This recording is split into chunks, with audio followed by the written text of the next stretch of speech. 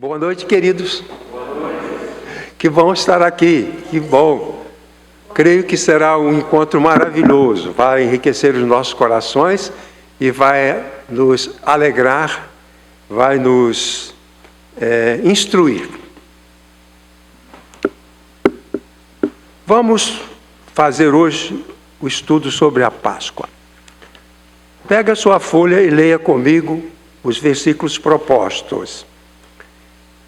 Chamou, pois, Moisés a todos os anciãos, todos, de Israel, e disse-lhes: escolhei e tomai para vós cordeiros, para vossas famílias, para vós e para vossas famílias, e sacrificai a Páscoa.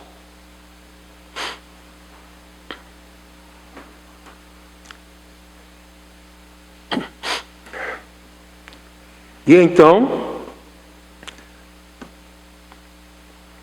tomai um molho de isopo. Isopo é um galinho, uma plantinha, que você pega assim até para espargir.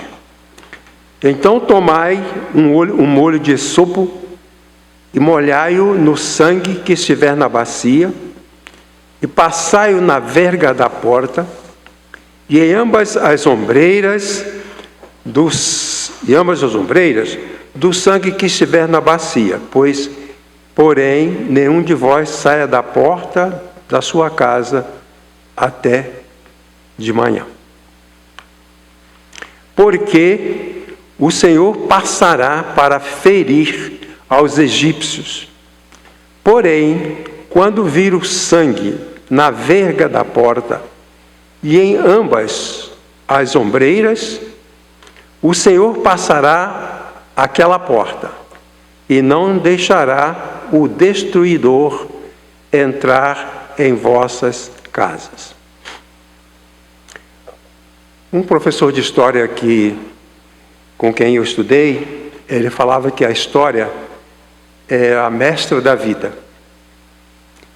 Que os eventos que acontecem, todos eles têm lições.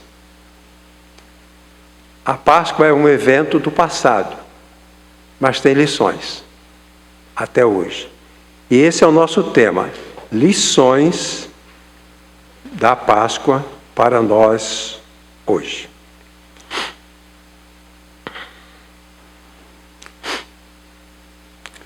Começando.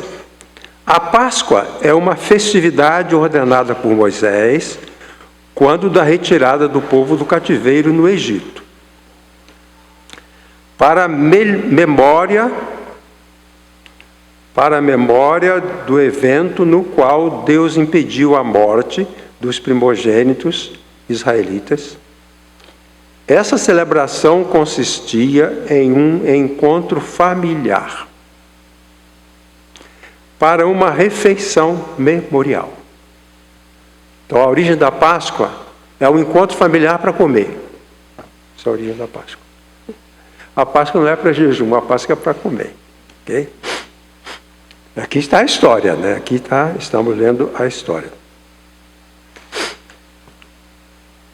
Nos evangelhos, a celebração da Páscoa era também chamada comer a Páscoa. Então, festejar a Páscoa era comer a Páscoa, porque o centro da Páscoa era uma refeição. Por isso falava comer a Páscoa, porque comer a refeição da Páscoa, comer a Páscoa. Então os discípulos perguntaram: mestre, onde queres que preparemos o local para comeres a Páscoa? Por isso no Novo Testamento era para colher a Páscoa.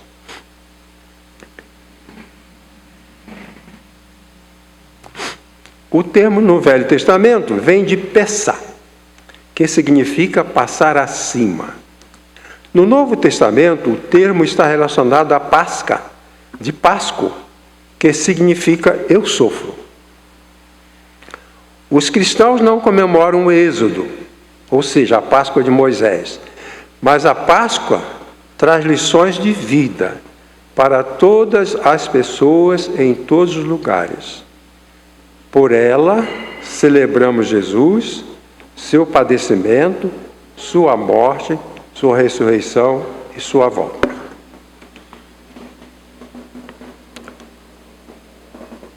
Há que diferenciar a Páscoa celebrada pelos judeus até hoje e a Páscoa cristã. Na Páscoa instituída por Moisés, a ideia era de uma libertação da morte física. E a Páscoa do Novo Testamento era para celebrar Jesus. Não é para celebrar um cordeiro, um animal, nem uma comida. Era para celebrar Jesus. Sua vida, sua vinda, sua morte, sua ressurreição e sua volta.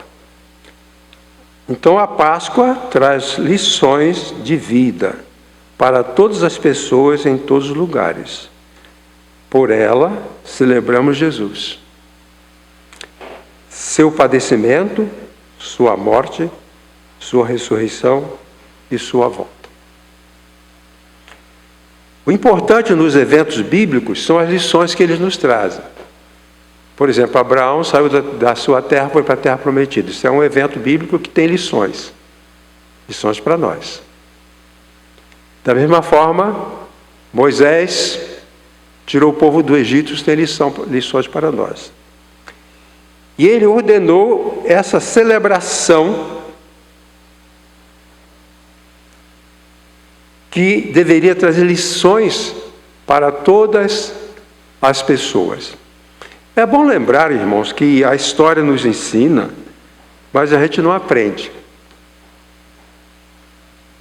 Não aprende.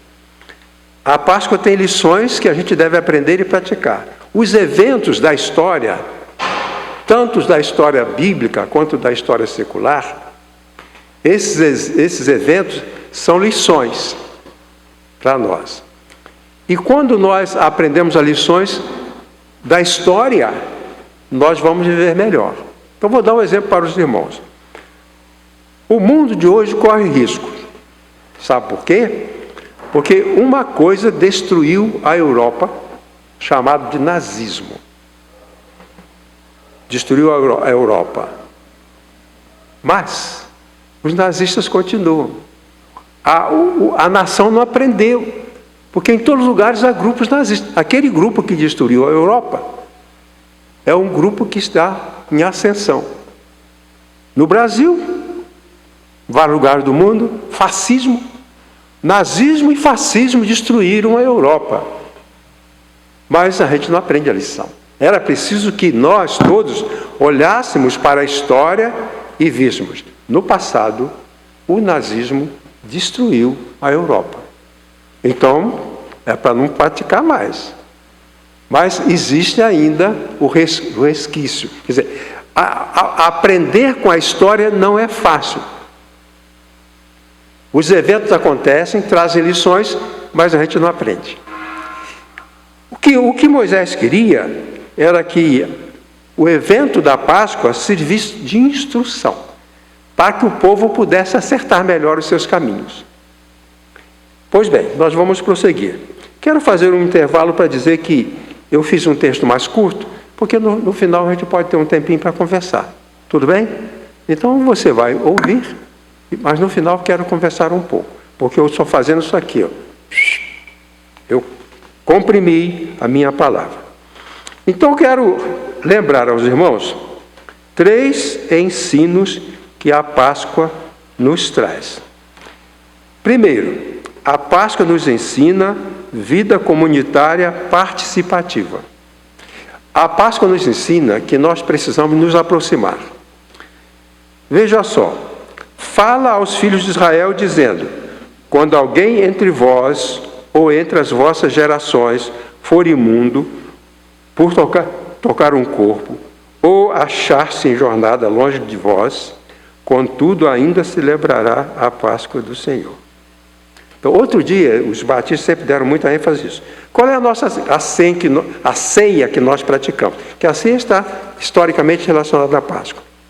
Então, a pergunta: qual é a ceia que os batistas propagam? Os batistas propagam a ceia restrita. A Páscoa não era restrita. para a comunidade nossa,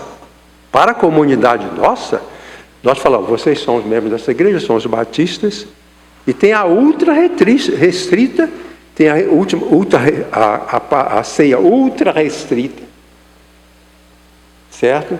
Que só para os batistas. A ceia restrita, que é só para os evangélicos. A ceia livre, que é para todo mundo, todas as pessoas. E a ceia ecumênica, que é incluindo todas as religiões. Pois bem, a Páscoa foi instituída para os judeus. E alguns não podiam participar da religião. Os atos de religião eram proibidos para certas pessoas. Com relação à Páscoa, não era. O texto diz que algumas pessoas eram consideradas indignas para celebrar a Páscoa, mas elas deviam celebrar mesmo sendo indignas. Então, a Páscoa é um elemento de agregação e não de desagregação. Eu fui membro de uma igreja onde a Iracema foi batizada. No dia da ceia, os diáconos davam uma lista dos irmãos que não podiam tomar a ceia. E na hora de distribuir o pão e o cálice, distribuía pães para outros não. Aqui havia 2 grupos que não podiam participar da Páscoa. Os que tocaram em cadáver, que não podiam participar dos cultos hebraicos, dos cultos israelitas. Tocou em cadáver, fica de quarentena, fica em casa. Ou os que estavam viajando. Por quê? Consideravam impuro o que tocou o cadáver e também o que viajou, porque para eles, entrar em contato com estrangeiros era impureza. Mas Moisés falou, o impuro que tocou o cadáver, ou que viajou e comeu com os ímpios, comeu com os não israelitas, esses também devem celebrar. Então a lição da Páscoa é de agregamento, é de estarmos juntos. Não faz nenhum sentido nós fazemos dissensões, divisões, não faz sentido. Então a Páscoa ensina a vida comunitária participativa. Fala aos filhos de Israel, dizendo, quando alguém entre vós ou entre as vossas gerações for imundo por tocar por cadáver, ou achar-se em viagem longa, contudo, ainda assim, celebrarão a Páscoa. Eu dou graças a Deus porque eu nunca proibi a ceia para ninguém. É uma questão dele com Deus. Se eu acho que ele é impuro, mas na alma dele, no coração dele, ele não é impuro. Nós vimos uma cena terrível do pastor proibir uma irmã tomar a ceia, porque havia brigado. Ela não havia brigado, o marido que brigou. Então, quando vinha a lista dos que não podiam tomar a ceia, aí estava o nome dela. Houve um escândalo lá na vizinhança, mas não foi ela, foi o marido dela que usava bebida alcoólica. Mas ela estava na lista dos que estavam incapacitados para tomar a ceia. E ela não tomou a ceia. Ela era uma crente nova. Sabe o crente novo com o coração explodindo de alegria? De amar o culto, de amar a pregação, de ter essa maior alegria. Na hora que o irmão entregou o pão, ela pegou o pão. Com toda a reverência, segurando o pão de olhos fechados, esperando a ordem para comer o pão. Aí, alguém cochichou no ouvido do pastor, o pastor chamou o diácono. Irmão, isso eu vi, só assisti. O pastor chamou o diácono, foi lá e tomou o pão daquela época. Porque ela estava na lista dos que não podiam celebrar. Irmãos, não havia nenhuma lista de ninguém que não podia comer a Páscoa.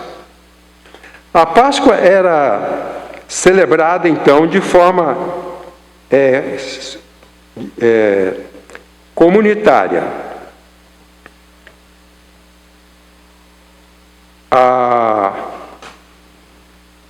A comunhão com Deus é para a comunidade.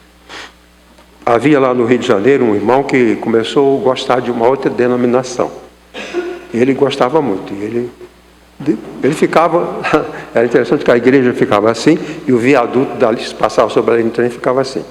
E ele viu a reunião das igrejas ficava inclinado no parapeito assistindo o culto lá de cima do viaduto.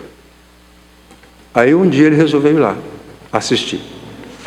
E tinha o porteiro falou: o senhor fala em línguas? Ele falou: não. Pois esse culto aqui é só para quem fala em línguas. Então o senhor hoje não vai poder assistir. Então a Páscoa não fazia isso com os israelitas, né? Não fazia dessa forma. Pois bem,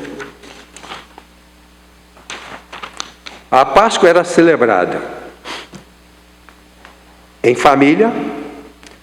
O pai de família preparava o cordeiro, preparavam a comida, a refeição.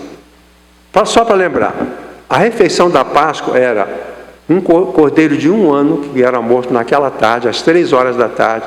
É interessante de observar que Jesus foi morto exatamente às 3 horas da tarde, na hora em que os chefes de família matavam o cordeiro para a Páscoa. Naquele horário, em cada família, cada israelita, cada chefe de família estava matando um cordeiro para a celebração da Páscoa. Naquele mesmo momento, o Cordeiro de Deus, Cristo Jesus, estava sendo morto na cruz. Então era para a família, a ceia era um cordeiro, dava para 12 pessoas, era a ceia para 12 pessoas, um cordeiro de 1 ano era pequeno. Mas, quer dizer, o pai, a mãe, os filhos, e uma família que tivesse muito pouca gente, que não dava para comer um cordeiro, matar um cordeiro com o pai, a mãe e um filho. Então essa família era agregada a outra. Eu não posso matar o cordeiro na minha casa porque eu não tenho 12 pessoas. Então a família que tinha 12 pessoas colocava mais gente. Então acabava que o cordeiro era repartido com mais pessoas, porque alguns não podiam fazer a preparação da Páscoa. O viajante, aqui como eu falei, e também aquele que tivesse qualquer tipo de problema. Não havia restrição para a celebração da Páscoa. Por que nós vamos fazer distinção para celebrar a ceia do Senhor com as pessoas que buscam a comunhão e a participação da igreja? Pastor, meu querido, que estuda teologia, nós temos uma tradição teológica, uma tradição doutrinária pouco avaliada, que precisa ser visto o que ensina.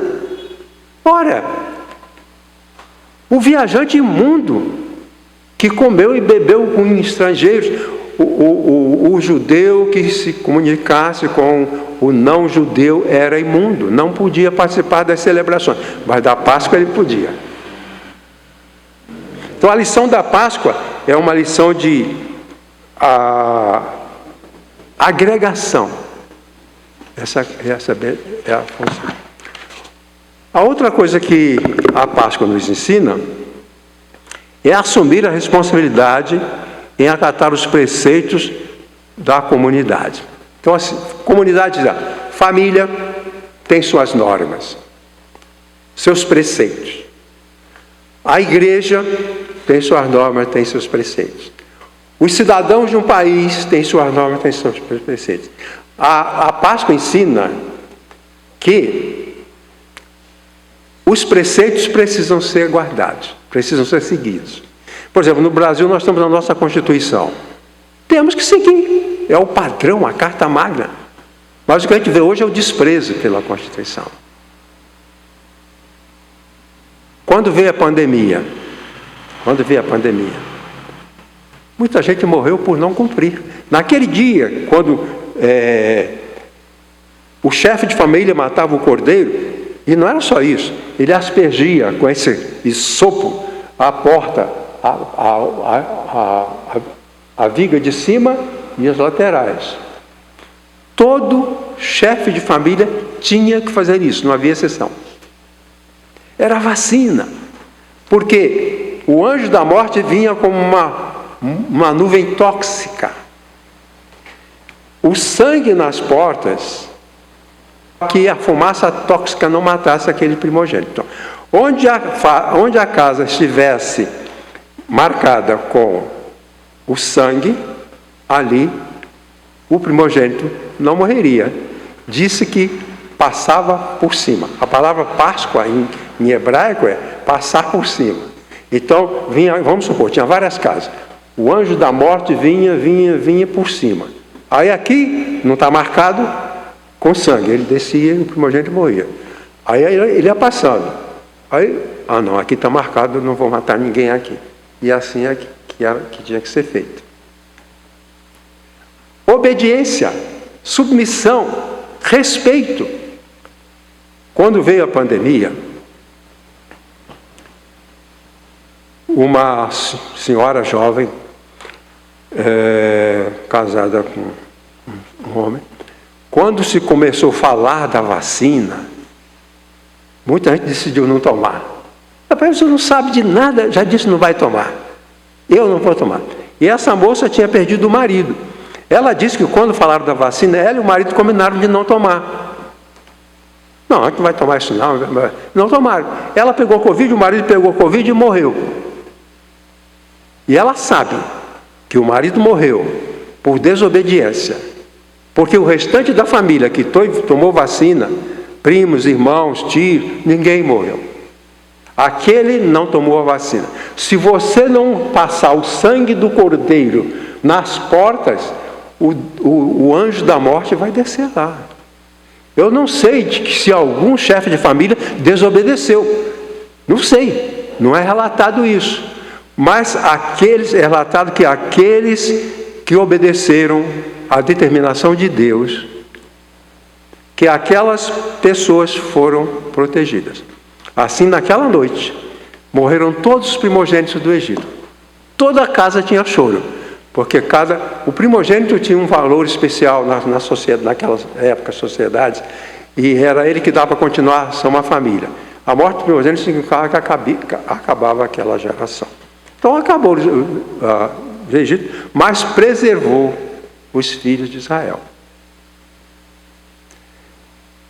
A Páscoa ensina isso. Há preceitos, há normas, há mandamentos, há instruções que nós precisamos praticar para preservarmos as nossas vidas. Faz isso. Mata o cordeiro vai ser assado também. Mata o cordeiro, a água cai numa bacia, pega o isopo e é só passar na porta, pronto. É só isso. Eu não vou fazer, eu não vou obedecer o Supremo Tribunal Federal, eu não vou obedecer a lei, eu não vou obedecer o professor, eu não vou dar bolas para o que o pastor fala. Esse é o anjo da morte vem. O anjo da morte vem. Vai passar por cima? Vai. Vai passar por cima? Não. Depende do comportamento daquelas pessoas.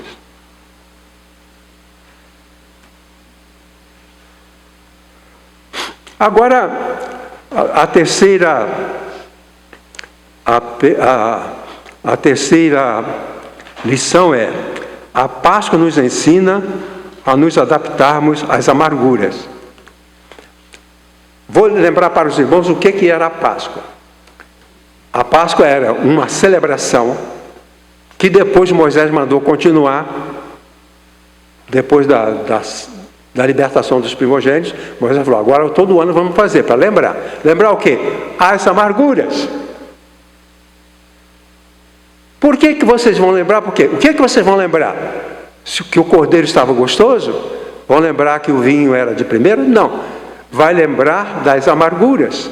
As amarguras que vocês deixaram no Egito, as amarguras que vocês vão enfrentar no deserto e as amarguras que você vai enfrentar na terra de Canaã. Se os irmãos lerem o livro de Juízes, vão ver como aquele povo, depois que atravessou o deserto, amargura no Egito, amargura no deserto e amargura na terra que eles têm que conquistar.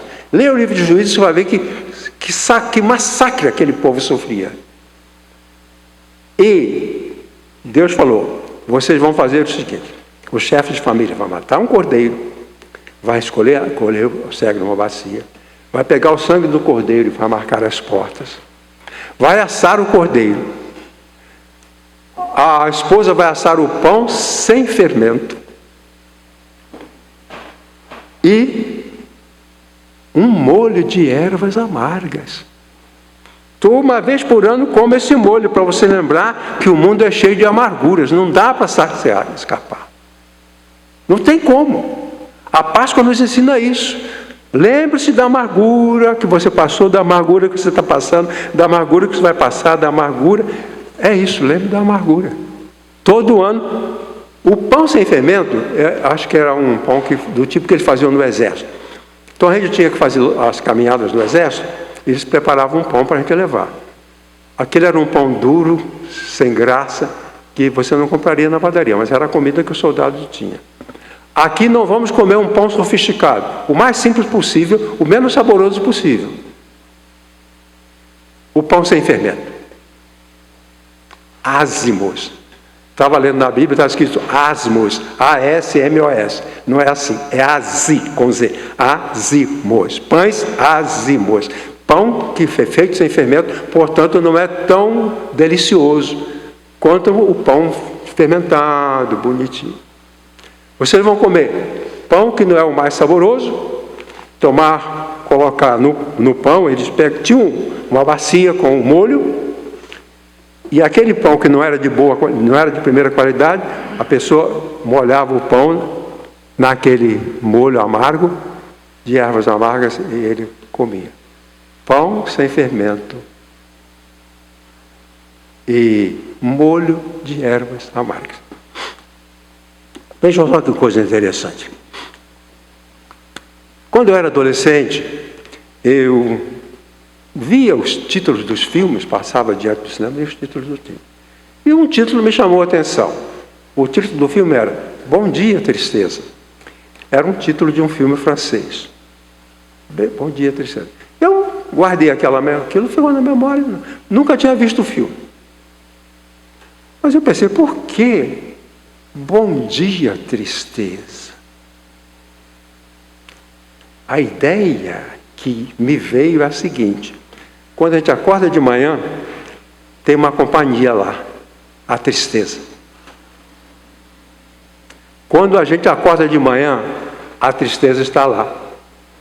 Aí você vai dizer para ela, vai desesperar não, vai dizer, bom dia, tristeza, vamos passar juntos mais um dia. Só o seguinte, se comporte aí, porque eu preciso cuidar dos meus filhos, eu preciso visitar as pessoas, eu preciso orar, eu preciso cantar.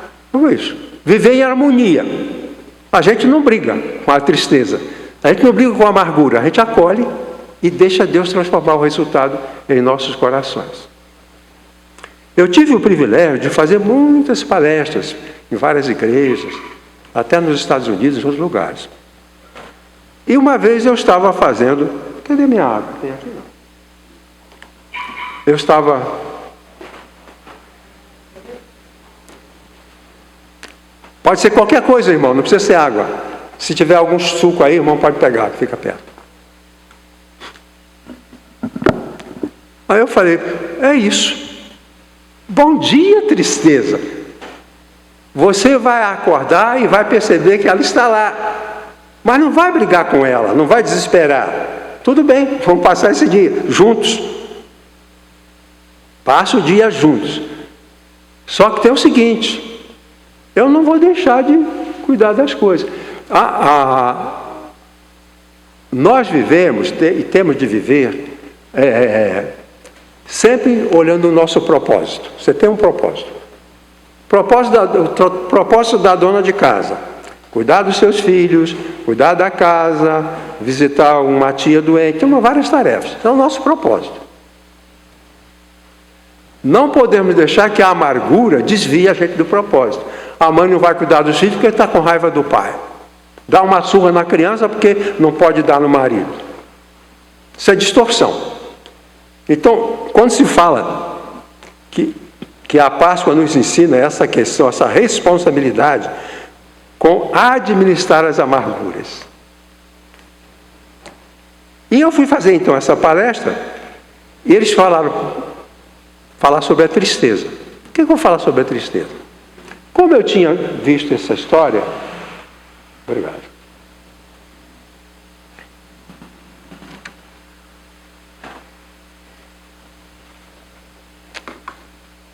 Os ouvintes sempre têm que perdoar o pregador, quando ele precisa beber água, porque interrompe.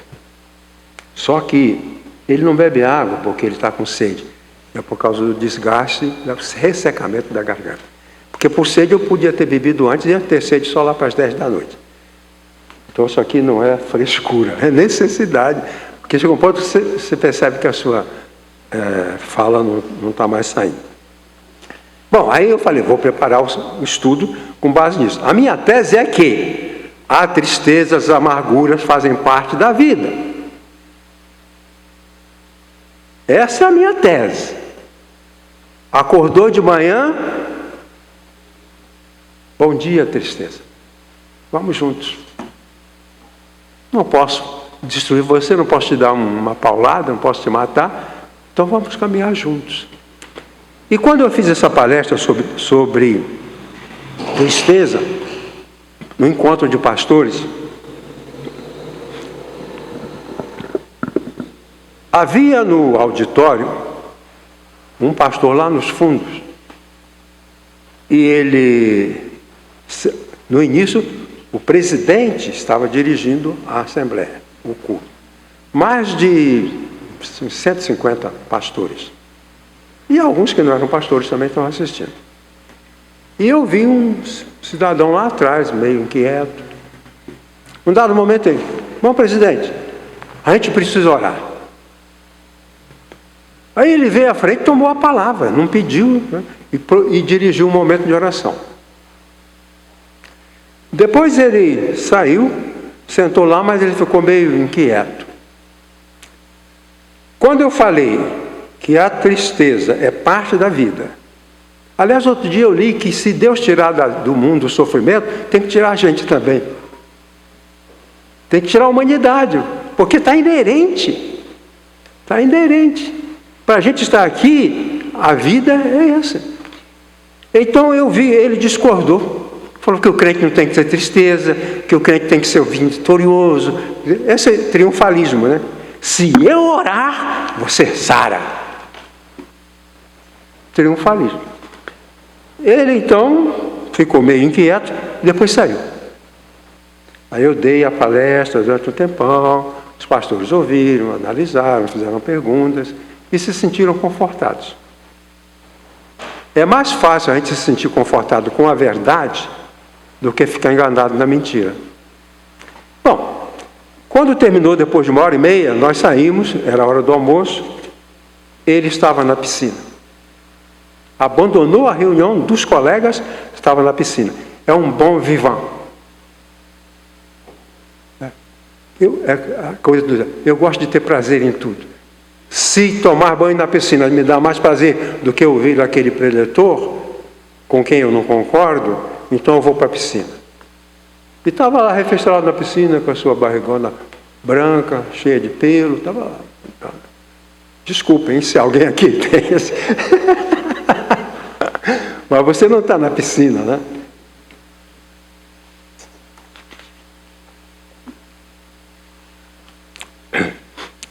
Então, a Páscoa nos ensina que nós não devemos ser triunfalistas, porque comemos o pão da amargura, bebemos o cálice da amargura. E não podemos negar. Não podemos negar essa realidade. Nós estamos envoltos dessa situação da amargura, e a Páscoa nos ensina a manter a amargura sob controle para não sairmos da nossa meta. Você está amargurado? Você tem uma meta. Louvar a Deus, servir ao próximo. Você não está amargurado? Você tem uma meta. Está amargurado? A meta é a mesma, o propósito é o mesmo. Entendeu? É isso que nos ensina, porque fala, pão não é gostoso, ervas que são amargas, para que você se lembre das amarguras do Egito, para que se lembre das amarguras do deserto, para que se lembre das amarguras futuras, nas lutas que vocês vão ter.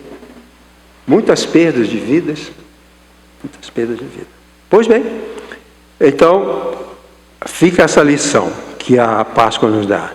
É preciso que, mesmo as amarguras que é preciso que, mesmo as amarguras, não nos desviem de nossos propósitos. O hino que eu gosto de cantar, e gosto especialmente dessa frase: se tens tristezas e amargor, não os transformes em rancor, porque às vezes a amargura nos leva a ficar com raiva. Estou amargurado, eu agrido você, fico com raiva. Então, se tens tristezas e amargor, não os transformes em rancor. Quer dizer, a tristeza e a amargura devem ser mantidas sob controle.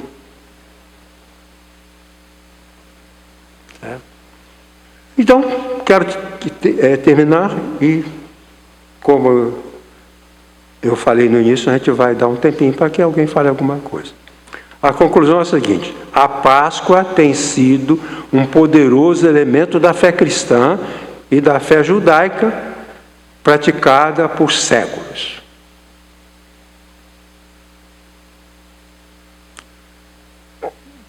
Desculpa.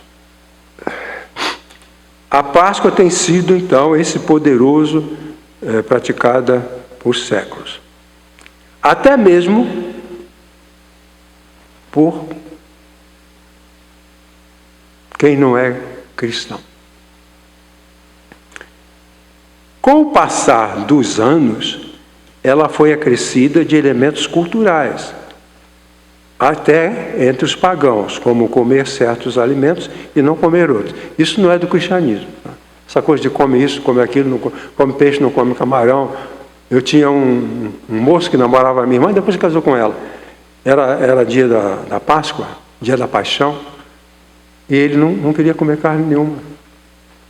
Nós servimos o almoço e ele não queria comer carne.